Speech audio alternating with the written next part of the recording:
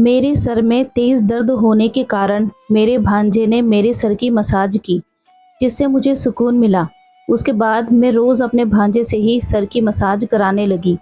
एक दिन मैंने ध्यान दिया कि तेल मेरे बॉडी पर कहीं-कहीं लगा हुआ था। मुझे मेरे भांजे पर शक होने लगा था। फिर एक दिन मैंने अपने कमरे में कैमरा लगवा दिया और रिकॉर्डिंग देखते ही मेरे मुँह से चीख निकल गई, क्योंकि मेरा भांजा मेरे घर में मैं, मेरी सास और मेरा भांजा रहा करते थे। एक दिन मेरे सर में बहुत तेज़ दर्द हो रहा था। भांजे ने कहा, लाओ मामी मैं आपका सर दबा देता हूँ। इतनी अच्छी मसाज करता था कि मुझे बहुत अच्छी और गहरी नींद आ जाती थी। अब मैं रोज़ अपने भांजे से ही सर में मसाज कराने लगी। एक दिन मैंने ध्यान दिया कि तेल मेरे शरीर पर कहीं-कहीं लगा था। क्या मैं जो सोच रही थी वो सही था? यही जानने के लिए मैंने अपने कमरे में कैमरा लगा दिया। रोज़ की तरह मेरा भांजा मेरे कमरे में आया और उसने मेरे सर में मसाज की। मसाज इतनी अच्छी होती थी कि मैं आज भी गहरी नींद में सो गई। सुबह उठकर मैंने जब कैमरा चेक किया तो मेरी रूह काँप गई। मेरे भांजे ने मेरे साथ रिश्ते की सारी मर्यादा लांघ दी थी। हर रिश्ते की एक मर्यादा और एक लकीर होती है, जिसका ध्यान हम सभी को रखना चाहिए।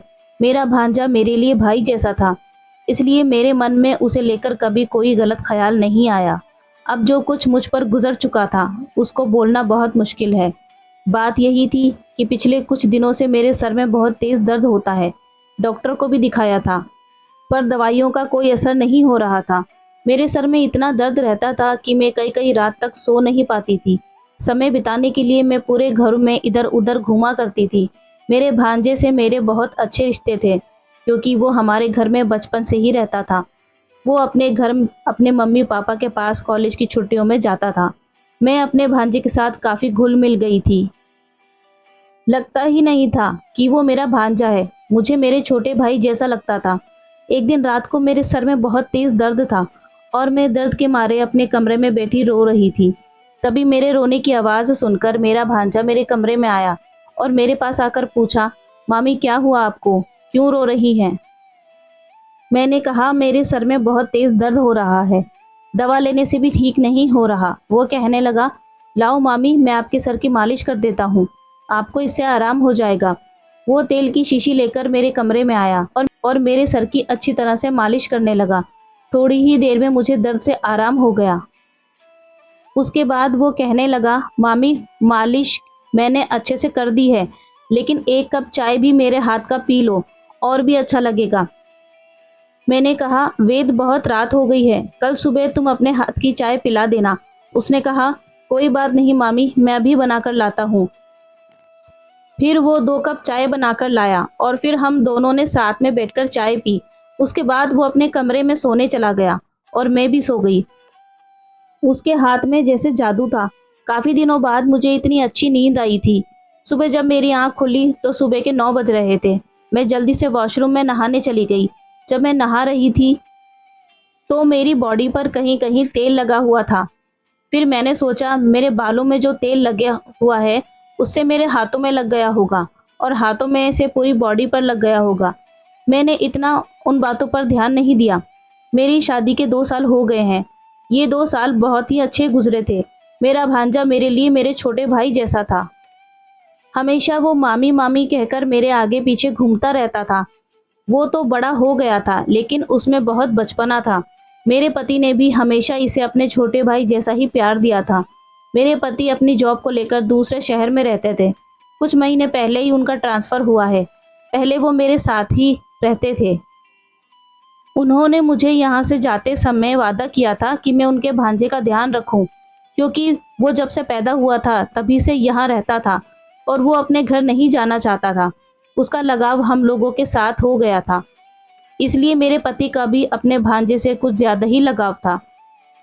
मैंने अपने पति से वादा किया था कि आप टेंशन मत लेना, मैं आपके भांजे और माँ का ख़्याल बहुत अच्छे से रखूँगी। आपको शिकायत का कोई मौका नहीं दूँगी। मेरी सास अब बूढ़ी हो गई थी। उनको घर में क्या और क्या हो रहा है, इससे कोई लेना-देना नहीं होता था। वो बस अपने कमरे में भगवान का ध्यान करती रहती थी।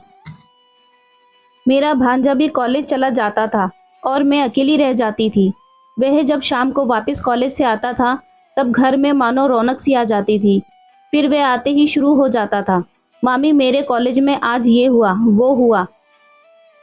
अपने दिन भर की बातें मुझे बताया करता था। वो उम्र में मुझसे 2-3 साल ही छोटा था, इसलिए हम दोनों एक दूसरे से सारी बातें शेयर कर लिया करते थे।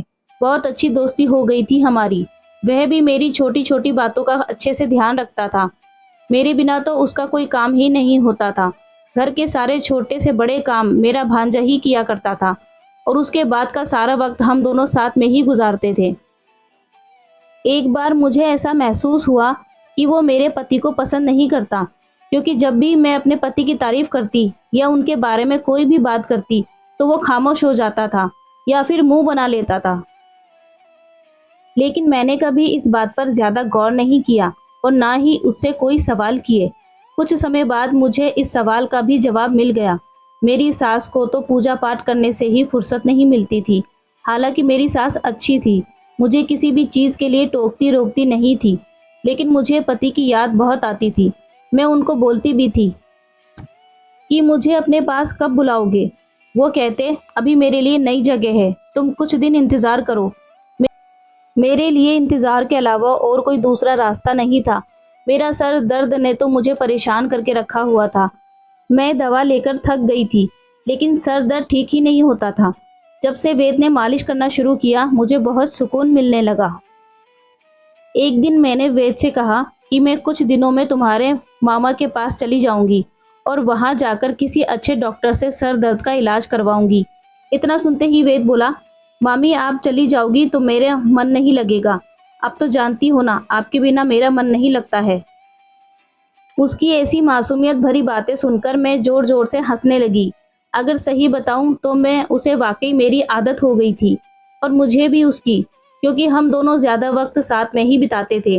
मेरा भांजा मुझसे अपनी हर बातें शेयर करता था। वेद की पसंद भी बहुत अच्छी थी। वो मेरे लिए बहुत अच्छी अच्छी ड्रेस पसंद करता था। जब कभी मैं फैशनेबल ड्रेस पर दुपट्टा ले लेती थी तो वेद कहता था, मामी ये सब अब पुराना हो चुका है। वे मेरी बहुत ज़्यादा फिक्र किया करता था। वो मेरे लिए दुकान से बहुत अच्छी अच्छी ड्रेस लाता था और साथ ही बहुत सारी खाने पीने की चीज़ें भी। मैं वेद से हमेशा क्या कहा करती थी कि तुम्हारी जिससे शादी होगी वो बहुत खुश नसीब होगी। फिर वो मेरी बातों को सुनकर कहता, मामी फ़िलहाल तो आप खुश नसीब हैं। मैं उसे कहती, हाँ मैं तो हूँ ही, क्योंकि मेरा इतना ख्याल रखने वाला भांजा जो मेरे साथ है। वो मेरे लिए जितनी भी ड्रेस लाया था वो सब बड़े गले के और नए ज़माने के थे। मैं उससे कहती, वेद मैं ऐसी ड्रेस नहीं पहनती हूँ, तो कहता, मामी आजकल ऐसी ड्रेस का ही फैशन है। फिर मैं उसकी बातों में आ जाती थी। एक दिन मैं वेद की लाई हुई ड्रेस पहनकर किचन में काम कर रही थी तो मुझे लगा कोई मुझे देख रहा है। जब मैंने देखा तो वो वेद था। फिर वो मेरे पास आकर कहने लगा, मामी आज तो आप बहुत सुंदर एकदम पटाखा लग रही हैं। उसकी ये बात सुनकर मैं बहुत शर्मिंदा हो गई थी और जल्दी से मैं अपने कमरे में चली गई। तभी कहने लगा, अरे मैं तो मजाक कर रहा था। तो मैंने उसकी इस बात को दिल पर नहीं लगाया, क्योंकि आजकल के बच्चे बहुत ज़्यादा खुलकर बातें करने लगे हैं और ऊपर से वो कॉलेज जाता था। एक दिन उसके कॉलेज में फंक्शन था तो कहने लगा, मामी आज आप भी मेरे साथ मेरे कॉलेज चलो ना। मैंने कहा, मेरा मन नहीं है जाने का, इसलिए मैं नहीं जाऊंगी। तो कहने लगा, सबके मम्मी पापा आएंगे और मेरे घर से कोई नहीं जाएगा, कहकर मुंह फुलाकर बैठ गया। फिर मैं वेद का उतरा हुआ मुंह देखकर उसके साथ चली गई। वहां जाकर मुझे इतनी हैरानी हुई कि उसके सारे दोस्त मुझे बहुत अच्छे से जानते थे और वो सभी मुझसे मिलकर बहुत ज़्यादा खुश हुए। वेद के सारे दोस्त मेरी बहुत तारीफ कर रहे थे। उसके एक दोस्त ने मुझे बताया कि वेद आपकी बहुत तारीफ करता है, इसलिए हम सब भी आपसे मिलना चाहते थे। मैंने वेद से पूछा कि तुम मेरे बारे में इन सब से क्या बातें करते हो जो ये लोग मुझे इतने अच्छे से जानते हैं। वेद कहने लगा, मामी आप तो मेरी सब कुछ हैं, इसलिए मैं आपके बारे में इनसे बातें करता हूँ। मुझे कुछ समझ नहीं आया कि वो क्या कहना चाहता है। फंक्शन खत्म होने के बाद हम वापस घर आ गए। घर वापस आने के बाद मेरा सर बहुत जोर से दर्द करने लगा और मैं अपने ही बिस्तर पर दर्द के मारे लेट गई। वेद रोज की तरह आज भी मेरे सर की मालिश करने आया और उसकी मसाज के बाद मुझे बहुत ही अच्छी नींद आई। और मेरी नींद एक ही बार में सुबह खुली। पिछले कुछ दिनों से मैं ये ध्यान दे रही थी कि मेरी बॉडी में जगह जगह तेल लगा रहता है, और वेद के इस तरीके की बातें और उसके दोस्त से मिलने के बाद मुझे उस पर शक होने लगा। इस बात को जानने के लिए मैंने अपने कमरे में कैमरा लगवा दिया। आज रात भी वेद मेरे सर में मसाज करने के लिए आया। मसाज करने के बाद वे हर रोज़ की तरह मेरे लिए चाय बना कर लाया। हम दोनों साथ में बैठकर चाय पी और वे कमरे से बाहर चला गया और मैं भी सो गई। अगले दिन उठकर मैंने कैमरे की रिकॉर्डिंग देखी। मेरी तो जान ही निकल गई। यकीन ही नहीं हो रहा था कि मेरे छोटे भाई के समान मेरा भांजा ऐसा कर सकता है। मैं तो उस पर बहुत भरोसा करती थी। वो मेरे लिए बिल्कुल मेरे छोटे भाई जैसा था। रिकॉर्डिंग में जो भी था वो उसको बताऊंगी तो आप यकीन नहीं कर पाओगे। मैंने देखा कि मेरे सोने के कुछ देर बाद वेद दोबारा कमरे के अंदर आया और उसने दरवाजे को अंदर से बंद कर दिया।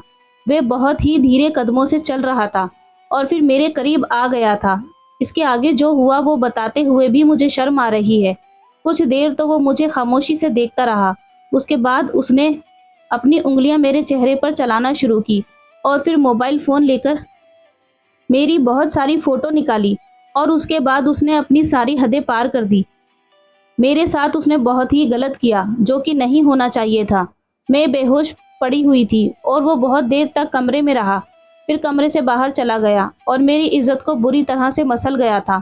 ये सब देखते हुए मेरे हाथ पैर ठंडे हो गए। मैं कांपने लगी। मैं तो उसे अपना छोटा भाई समझती थी, पर मैं ये सब नहीं जानती थी कि सगे भाई और मुंह बोले भाई में कितना अंतर होता है। इस दुनिया में कोई रिश्ता ऐसा नहीं है जिस पर आप आंख बंद करके भरोसा कर सको। कुछ देर बाद वेद कमरे में आया और कहने लगा, क्या हुआ मामी, आपकी तबीयत ठीक नहीं है? सर ज़्यादा दर्द कर रहा है क्या? मुझे बहुत गुस्सा आ रहा था और मैंने रिकॉर्डिंग उसके सामने रख दी, जिसे देखकर वे कुछ देर के लिए खामोश हो गया। और उसके बाद जो उसने मुझसे कहा, उसे सुनकर तो मेरे रोंगटे खड़े हो गए। वो कहने लगा, मामी मैं आपसे बहुत प्यार करता हूँ और आपके बिना मैं रह नहीं सकता। आप मामा को तलाक देकर मुझसे शादी कर लो, मैं आपको बहुत खुश रखूँगा। मुझे मामा का आपके पास जाना और आपसे बातें करना बिल्कुल पसंद नहीं है। मैं आपकी खूबसूरती का कायल हो चुका हूँ। मैं आपको बस पाना चाहता हूँ। मैं आपके पास आने के लिए आपकी मसाज करना शुरू कर दिया, और मसाज के बाद जो मैं चाय बनाकर लाता था उसमें नींद की दवाई मिला देता था, जिससे आप आराम से सो जाती थी और मैं आपके करीब आ जाता था। इसकी इस तरीके की बातें सुनकर मेरी आंखों से आंसू बहे जा रहे थे। उसने ये सब कुछ कर दिया मेरे साथ। उसको इस बात का अंदाज़ा नहीं था कितनी बेशर्मी से ये सब बातें मुझे बोले जा रहा था। मैंने उस पर ज़ोर से चिल्लाते हुए कहा, तुम मेरी नज़रों से दूर हो जाओ और आज के बाद कभी मेरे सामने मत आना। मुझे लगता है जो कुछ भी हुआ है उसमें गलती मेरी भी थी। शायद मैं ही उसकी नज़रों और उसकी हरकतों को भाप नहीं पाई। मैं कैसे भूल गई कि वो जवानी की दहलीज पर है, और ऐसे में उसके साथ इतना घुलना मिलना, इन सब का गलत मतलब निकाल लिया। मैंने उसे अपना छोटा भाई समझा था, पर वो तो मेरा भांजा था ही नहीं। तभी मेरे पति का फ़ोन आया और मैंने उनको सब कुछ बताया जो मेरे साथ हुआ। मेरी बात सुनकर मेरे पति ने पुलिस को फ़ोन किया और कुछ ही देर में पुलिस घर आ गई और मेरे भांजे को पकड़कर ले गई, क्योंकि हमें जुर्म के खिलाफ आवाज़ उठानी चाहिए, फिर चाहे वो अपने से भी अपना क्यों ना हो। आज अगर मैं उसको छोड़ देती तो वो कल किसी और के साथ गलत करता। मेरे भांजे को उसकी किए की सज़ा मिल गई थी। हमें कभी भी किसी की जुर्म को सहना नहीं चाहिए। मेरे पति ने मुझसे कहा कि तुम बहुत बहादुर औरत हो। तुम मुझे बताने से पहले ज़रा सा भी नहीं घबराई कि ये बात जानने के बाद मैं तुम्हें छोड़ दूंगा। मैंने बोला, नहीं, बस मेरे साथ जिसने बुरा किया उसको सज़ा दिलाना चाहती थी। ये बात सुनकर मेरे पति ने मुझे गले से लगा लिया और साथ ही बोलते जा रहे थे, बाबू कोई बात नहीं, जो हो गया उसे जाने दो। आज से हम एक नई ज़िंदगी की शुरुआत करेंगे। ये कहानी आपको कैसी लगी कमेंट करके ज़रूर बताएं। वीडियो पसंद आए तो लाइक कीजिए, चैनल को सब्सक्राइब कीजिए। Thanks for watching.